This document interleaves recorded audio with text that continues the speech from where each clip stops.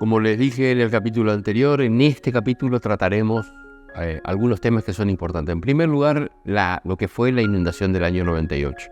En segundo lugar, el proceso del año 99, la crisis financiera de la provincia y lo que estaba pasando a nivel nacional con la presidencia de Fernando de la Rúa. En el año 98 tuvimos nuevamente, como ya había ocurrido en otra oportunidad, lo que se llama la corriente del Niño. Semana Santa del año 98. Yo era concejal y en esa Semana Santa llovieron casi 600 milímetros, con un río crecido, no tan crecido, pero bastante crecido, no tan crecido como el año 92, pero bastante crecido. No teníamos sistema de bombeo y a su vez tuvimos un problema que tiene que ver con la avenida de los 600 milímetros de la colonia Carolina hacia Goya. En primer lugar, la ciudad de Goya tenía lo que se llamaron las defensas provisorias, que todavía siguen hasta ahora. En el año 92, cuando crece el río, la ciudad, en la época de Daniel Ábalos, como ya se los conté, la ciudad hace sus defensas provisorias. Entonces Goya se transforma en una especie de plato. Y para evacuar el agua lo que había eran estaciones de bombeo muy de plato hondo. Estaciones de bombeo muy precarias, con bombas arroceras, como lo habíamos hecho en el año 92. Con bombas arroceras, pocas bombas arroceras. Y la verdad es que la infraestructura para evacuar el agua era realmente muy poca. Imagínense 600 milímetros, o casi 600 milímetros, que llovieron de esos 600, alrededor de 300 llovieron en 12 horas. Eso fue realmente catastrófico para la ciudad de Goya. Y como el río estaba crecido, quienes estaban en el municipio tenían miedo de abrir las compuertas para que salga el agua, porque podía entrar el agua. Lo que finalmente ocurrió es que costó muchísimo evacuar el agua de la ciudad. Pero a su vez esto se agravó con otra cuestión que tenía que ver con el agua que empezó a llegar unas 48 horas después de Carolina, de Colonia Carolina. Colonia Carolina tiene una diferencia de altura de más de 30 metros con la ciudad de Goya. El agua empezó a escurrir lentamente hacia la ciudad y ¿qué es lo que pasó? Pasó por encima de lo que es la defensa de la ciudad, que es la avenida de la circunvalación o la ruta de la circunvalación. Esto agravó más todavía la cuestión porque toda la zona no podía evacuar el agua. Primero, son zonas muy bajas y en segundo lugar no había forma de evacuar, no había estaciones de bombeo en la circunvalación, como decimos ahora, la estación de bombeo de circunvalación. Solamente teníamos la posibilidad de evacuar el agua por la calle 25 de Mayo, que es lo que está al lado de la estación de bombeo, que está al lado de prefectura. Quiero aclarar una cuestión. Esa estación de bombeo no era como es ahora. ¿Qué es lo que ocurrió finalmente? Ocurrió que tuvimos muchos días el agua en los barrios y también en algunas zonas del centro de la ciudad. Por ejemplo, mi casa tuvo agua una semana. Se inundó en la noche del sábado y tuvo agua hasta el viernes siguiente, porque finalmente ya entraba agua también del río. Imagínense lo que significó eso. No mi casa, no estuve yo personalmente inundado, sino la calle de mi casa estuvo inundado durante una semana. ¿Qué implicó esta cuestión? ¿Qué pasó después de esto? ¿Cuáles fueron las consecuencias de esta enorme y gravísima inundación? Todo el país nos ayudó. Todo el país nos ayudó a los goyanos. Nos mandaron camiones y camiones y camiones de ropa, colchones, productos no perecederos.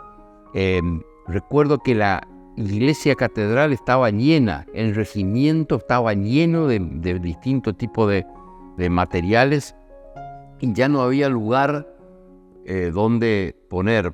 Fernando de la Rúa mandó 10 camiones. Fernando de la Rúa, que era intendente de la capital, mandó 10 camiones. Y me acuerdo que fui a hablar con el obispo de Goya, Bonjour, y me dijo, no sé, haga lo que quiera usted, porque nosotros queríamos darle a la iglesia para que a través de Caritas se reparta las distintas donaciones, y finalmente terminamos poniendo en el comité de la Unión Cívica Radical toda esa mercadería, porque no había lugar en Goya para llenar de toda la mercadería. Todo el país se solidarizó con nuestra ciudad. ¿Cuáles fueron las consecuencias? La primera consecuencia, creo yo, es el principio de la decadencia de Pacho Balestra. Pacho Balestra, que era uno de los políticos más populares que yo he conocido, buena gente, conservador, pero buena gente, realmente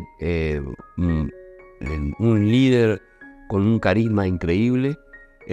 Inició un proceso con estas inundaciones se inició un proceso de decadencia de su prestigio que parecía imposible que se caiga. Lo que pasa es que también es cierto que Pacho era el hombre que nos había salvado de las inundaciones del 83, por lo tanto era una especie de Superman de las inundaciones.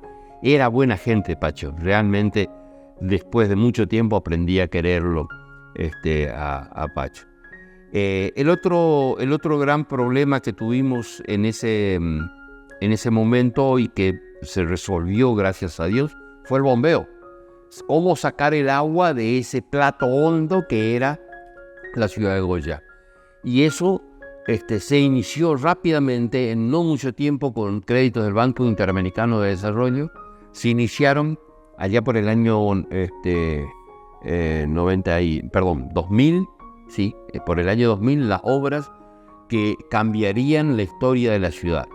¿Por qué cambiarían? Porque son estaciones de bombeo que sacan el agua de nuestra ciudad, estaciones de bombeo que están instaladas en la circunvalación, que saca el agua del este de la ciudad.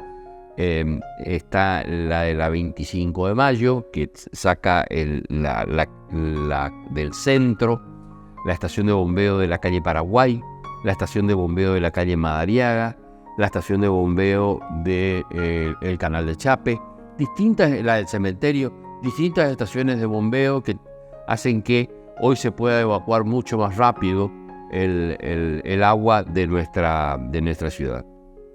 Y el otro tema es que Masalín Particulares en ese momento hizo un ofrecimiento para la generación de un plan estratégico participativo, que realmente fue importante para nuestra ciudad. Realmente cambió la historia de nuestra ciudad, porque a partir de ese plan estratégico, nosotros, cuando llegamos al gobierno, logramos ir aplicando todas esas cuestiones que hoy son una realidad en nuestra ciudad. Un plan estratégico participativo donde toda la comunidad de Goya, de una forma u otra, con sus organizaciones no gubernamentales, con los consejos vecinales, con las empresas, generaron un plan estratégico muy participativo que realmente, fue la que definió que las estaciones de bombeo debían ser la primera acción del Estado en lo que se refiere a la infraestructura para no inundarnos en nuestra ciudad. De la Rúa,